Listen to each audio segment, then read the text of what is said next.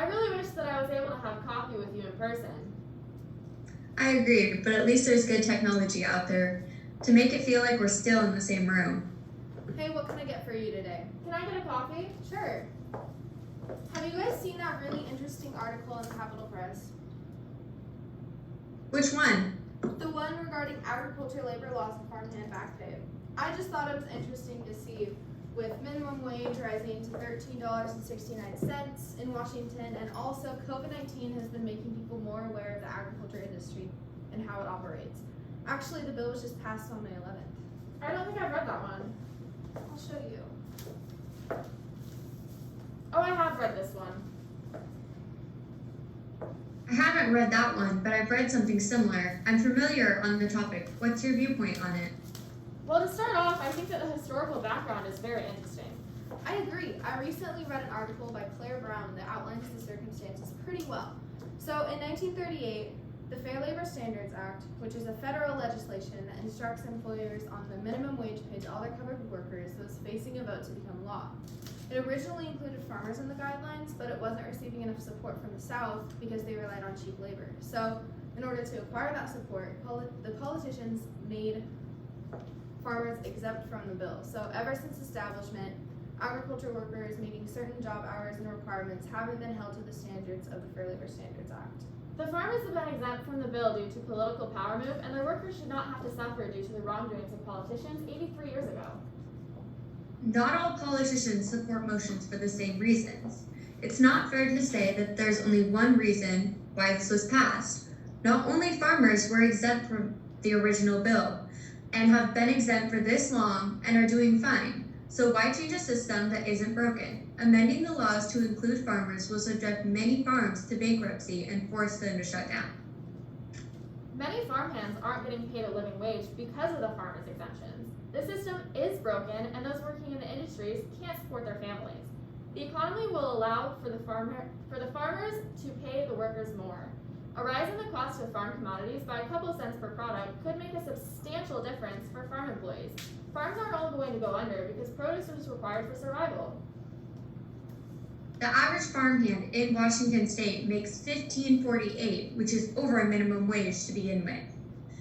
That may be the case when it comes to larger farms and corporations. However, it will still punish small farms that don't have the reserves to wait till the economy levels out.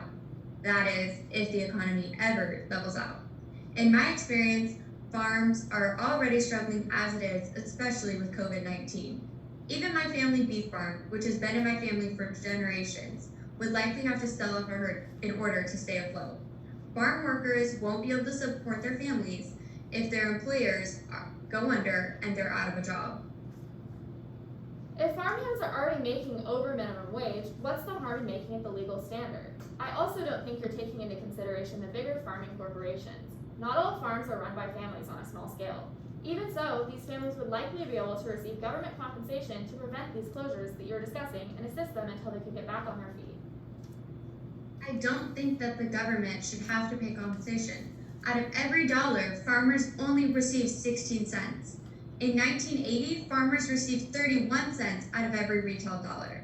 Farmers' income has decreased dramatically, and the passing of this bill will decrease it further. It will increase farmers' income as well as their employees' income in the long run. According to a study in 2011, only 8.7% of farming expenses go towards farm labor. I didn't realize how strongly you guys felt about this issue. What would you guys say are the risks regarding the bill? There's a lot of potential risks. Small farms could go bankrupt with having to pay their workers overtime for the past 3 years. That's a lot of the money, and the government shouldn't be able to come in and wipe so many farms of the money that they worked so hard to get. What about the employees, though? They deserve to get paid just like any other industry. Farm workers haven't received these benefits because farmers have been exempt from the system for 83 years. They're an exception to the rule. This isn't pushing unreasonable standards on them, it's simply holding them to the rules everyone else has followed for years. 3 years of back pay won't even begin to make up for the pay that these farmers have missed out on. The back pay that these farmers will pay also isn't set to be paid at the same time, with the exception of the dairy industry. Most of the dairy industry has already gone through and paid this after the passage of the law, and not all of them shut down. Other farming industries are set up to pay their employees back over a span of 3 years, paying 36% on the first year, 24% on the second year, and 12% on the third year. Even though the back pay is staggered, farms will still likely have to pay anywhere from $22,000 to $30,000 per employee, in addition to legal costs. That's enough to put small farms under. Farmers should remain exempt from the rules due to their circumstances. Their income is dependent on many factors that are out of their control.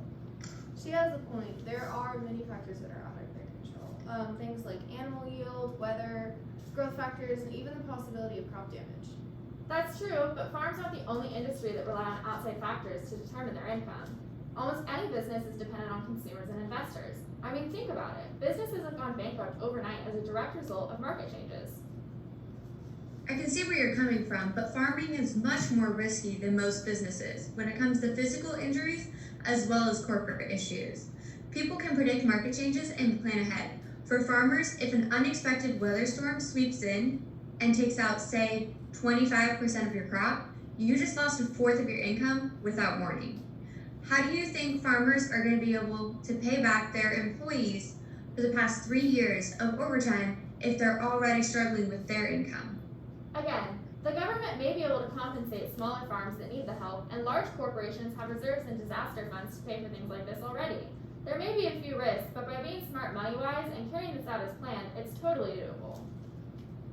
What about the economic change? A lot of family-owned smaller farms are going to have to raise their food prices in order to sustain their farm.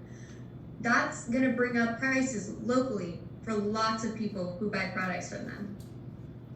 But there is an upside. Another good thing that could come from this is less employee turnover. If farming employees get paid like most other industries do, that factor can make a lot of change in the effort and attitude of a worker. And if employees are putting in better work with less people leaving, it will be good for the employers as well. A lot of farmers will start turning to robotic milkers and harvesters because they won't have to pay a machine overtime and back pay. There are ways for these farmers to work around paying overtime, such as working a larger quantity of people for shorter amounts of time. Employees will also be able to work for multiple different farms in order to make up for the decrease in hours per farm. I'm just not sure that the benefits outweigh the risks. Worst case scenario, a lot of farms could go out of business and the Washington economy could be disrupted. If it's carried out correctly, this could be beneficial to the farming industry. I think the workers deserve this change. It was one thing to read about this in the Capitol Press and another to hear so much perspective from both sides of the issue. I really enjoyed our talk, but I do have to get back to work.